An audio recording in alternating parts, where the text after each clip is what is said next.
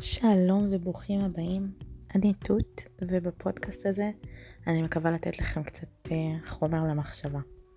היום אנחנו מציינים את היום הראשון בשנה האזרחית החדשה, שנת 2024. אני חושבת שזה זמן מצוין לדבר על יעדים שנתיים.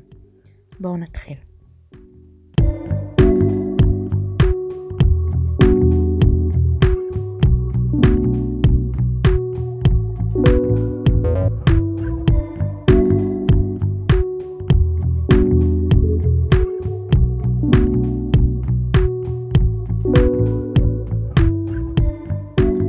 בכל שנה אני משתדלת להציב לעצמי רשימת יעדים שנתית.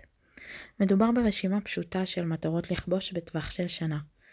מאחר והחיים דינמיים ולא צפויים, רשימת יעדים שנתית היא סוג של מצפן לעשייה היומית, וזה עוזר למנוע התפזרות לכיוונים לא רצויים. יש אנשים שמעדיפים גישה קצת יותר זורמת וספונטנית בחיים. אני מסוג האנשים שדי מוסחת בקלות, וזורמת יותר מדי מה שקורה לי בהווה.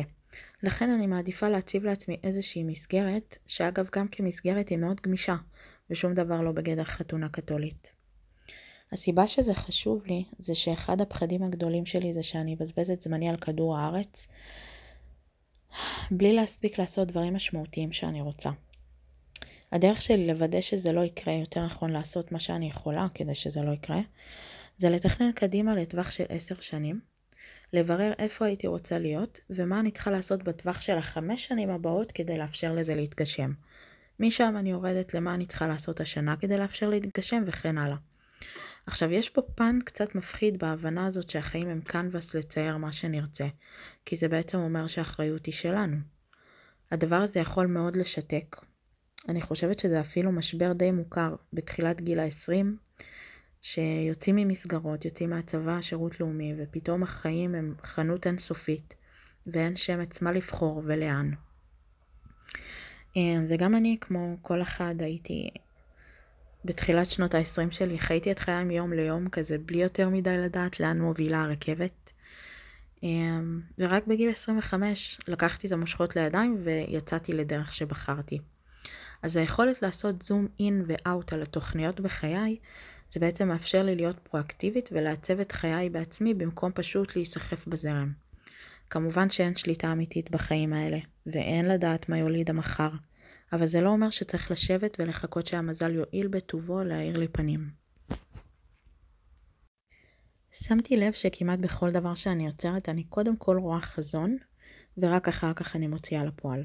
למשל, כשאני כותבת מאמר, אני קודם כל כותבת איזשהו נושא שהוא הליבה, ואז אני כותבת לו איזה שלד, ומשם אני מרחיבה. כשאגב האלטרנטיבה זה להקיע הכל על הדף, ומשם לתמצת ולתמצת גם סגנון התקשורת שלי הוא כזה אגב. אין לי באמת סבלנות לשמוע איך הדברים מתפתחים לאט בהדרגה. אני אוהבת את הפואנטה ישר בהתחלה, ומשם שיספרו לי איך הגיעו לזה. מאוד ישר ולעניין, מאוד פרקטית.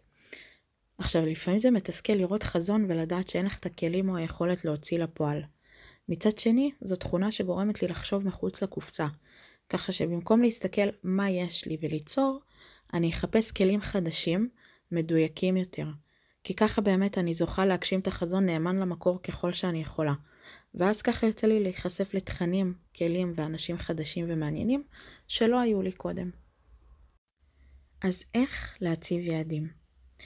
אני רוצה לתת לכם 3 קווים מנחים, כדי ליצור לעצמכם רשימת יעדים שהיא מותאמת אישית.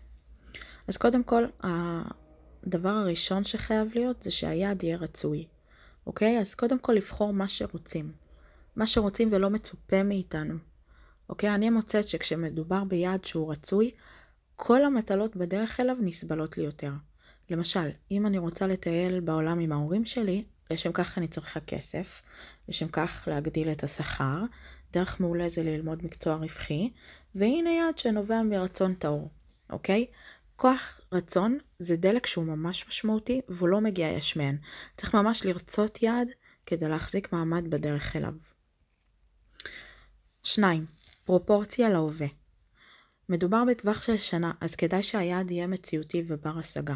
אוקיי? צריכה להיות מודעות לאיפה אני כרגע, ולהציב יעד במרחק שהוא פרופורציונלי ליכולת, לתקציב ולתפקוד המצוי. אוקיי? לא לקפוץ מ-0 ל-100. אם היעד גדול, אני לא אומרת לוותר על חלומות גדולים. אפשר תמיד לחלק את זה ליעדים קטנים יותר, ברי השגה, ואז להשיג את החזון הגדול בטווח של כמה שנים. 3. פרפקציוניזם לפח. אוקיי? הדיפולט שלי למשל זה נטייה לפרפקציוניזם ברמה שאם אני יודעת שאין לי יכולת לעשות מושלם, אני פשוט אמנע לחלוטין. אז לא להיתקע על שלמות. גם לתוצר מגושם יש ערך, ותמיד אפשר לשדרג אחר כך. זכרו תמיד, 60% עדיף מ-0, ועדיף חפיף מלא בכלל. בגדול רשימת היעדים יכולה להיות גם רשימה של 2 יעדים, כן? זה לא חייב להיות איזה משהו פנסי ומרשים, אלא להיות מותאם אישית לצרכים, לרצונות, ליכולות, למשאבים שיש לכל אחד מאיתנו. מצוידת בידיעה שהחיים דינמיים, וייתכן ולא אצליח להשיג את הכל, אני אישית מוכנה לנסות להגשים את עצמי כמיטב יכולתי ב-2024. שתהיה שנה אזרחית שלווה, בטוחה ומוצלחת. תודה שהקשבת.